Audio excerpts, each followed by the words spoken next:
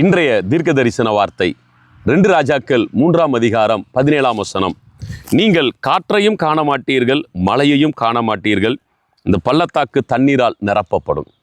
இதை கேட்கிற எனக்கு அருமையான சகோதரனே சகோதரியே, ஒரு நல்ல வார்த்தையை நான் இன்னைக்கு உங்களுக்கு சொல்கிறேன், கொஞ்சம் கவனிங்க.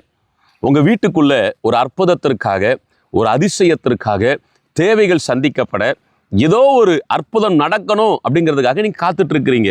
ஆனால் சூழ்நிலைமை சரியில்லை. எதிர்பார்த்த காரியம் அது வாய்ப்பதை போன்றே இல்லை.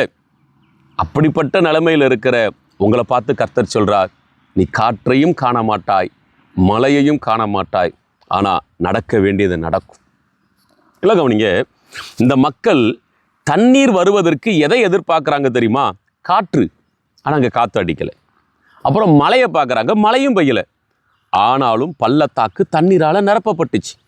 நீங்கள் காற்றை போல யாரையோ ஒருத்தரை நம்பி இருக்கிறீங்க, மலையை போல யாரையோ ஒருத்தரை சார்ந்து இருக்கிறீங்க.